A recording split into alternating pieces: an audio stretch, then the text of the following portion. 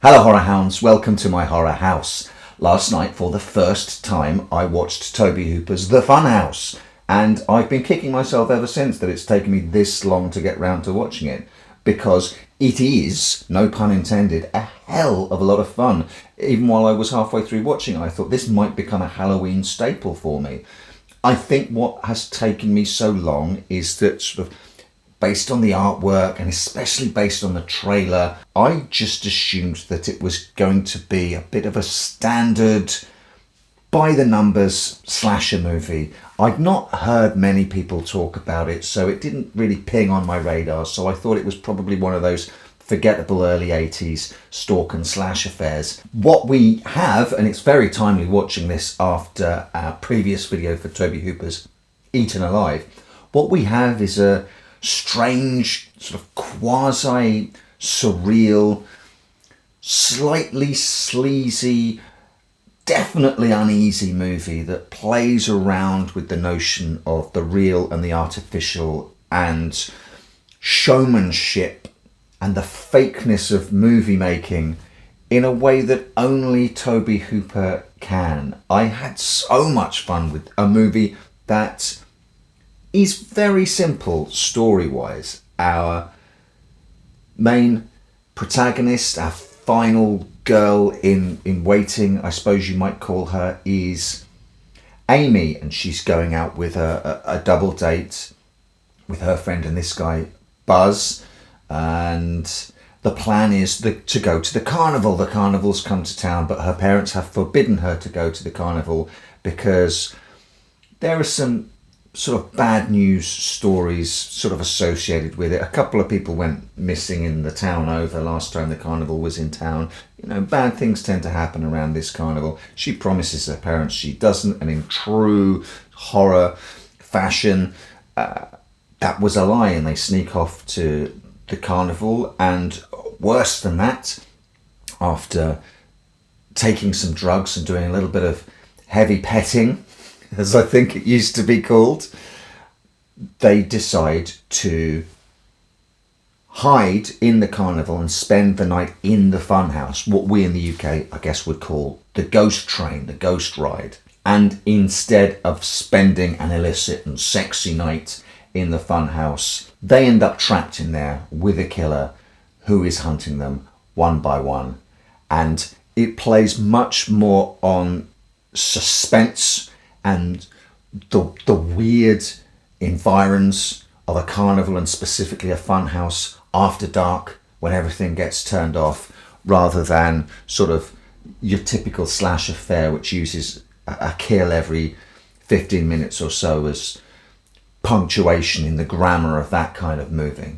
You can tell that Tobe Hooper is having fun straight off the bat as we see Amy getting ready to go out whilst her little brother dons a mask in a shot taken directly, a POV shot taken directly from the start of Halloween. The start of the Funhouse is almost exactly the start of Halloween, and then that quickly transitions after a couple of nods to classic Universal monsters, Frankenstein and the Wolfman via some posters on a bedroom wall, directly morphs from Halloween straight into the shower scene in Psycho, and then is almost instantly revealed to be a prank by the younger brother when it so closely aligns itself to one of the sort of opening POV shots from Halloween. I thought to myself, this is going to be derivative trash.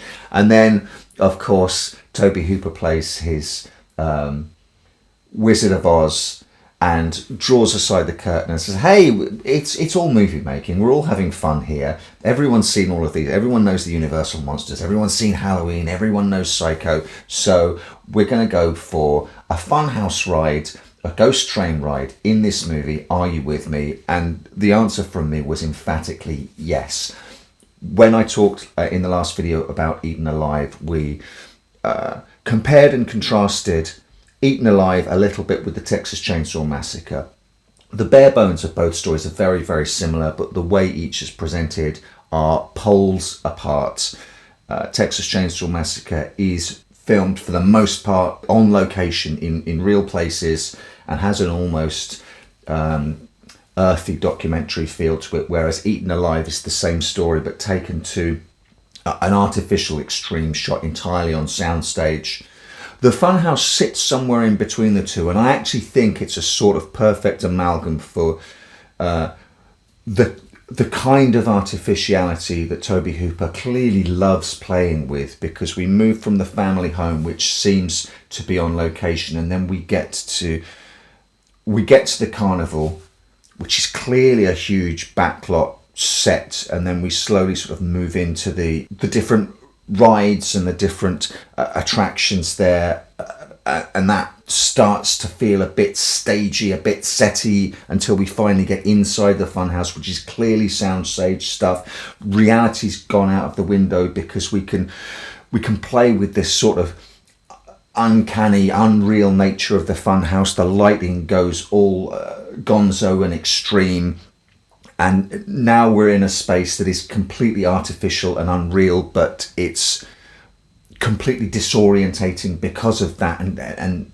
this is the location wherein, in this particular film, the madness lies, the madness and the murder lies. And it got me to thinking that an awful lot of Tobe Hooper films sort of concern outsiders entering a bubble of madness, and those sort of areas where almost it seems like the laws of physics don't make sense are often sort of the locus of them is a building, a place.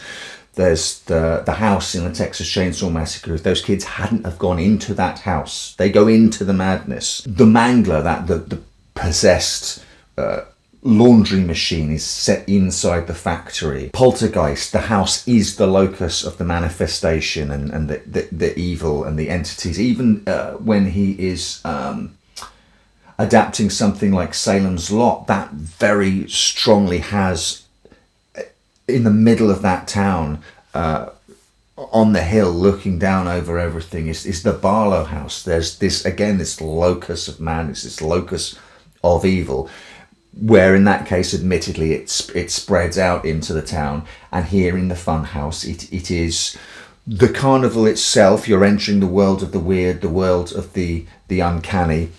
Our main sort of antagonist is the guy who runs the Funhouse ride with his son, and he plays 3 different carnival barkers with no hint that they're supposed to be related. They look uncannily similar. There's some uncanny doubling going on simply because it's the same actor playing 3 different parts. So they enter this strange world anyway, and then once you go into the Funhouse, things get weirder and wilder. And this seems to be exactly the kind of area that Tobe Hooper loves telling stories in, loves having fun and playing around with the fact that storytelling and filmmaking are lies. It's all artificial. It's all magic tricks. But what I was extremely impressed with was how slickly, even though so much of it looks like, by design, shonky, wonky sort of ghost ride models, skeletons that pop up and models that move, and you've got the train carriages that go around on the tracks, and there's a big spider that comes down, and the lights strobe and stuff like that.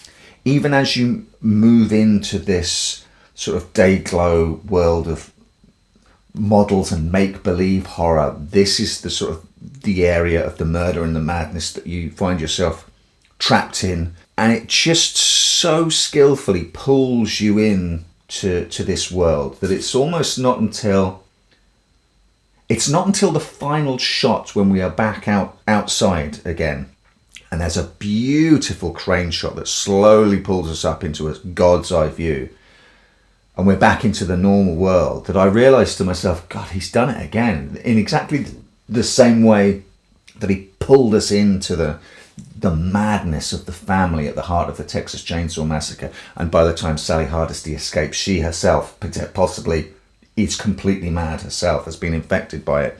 It's not until we get back outside that I realised sort of how mad and loud and crazy it it had got in there while we were in there with those kids who were getting picked off one by one, and he sort of does that so brilliantly.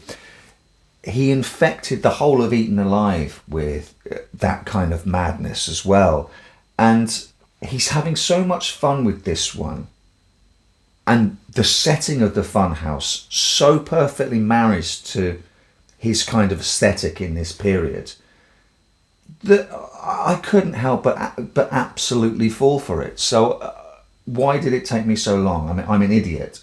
I will definitely watch the Funhouse again. I will probably slap it on next Halloween. Seems like a perfect Halloween movie to me. So I'm glad I finally got round to it.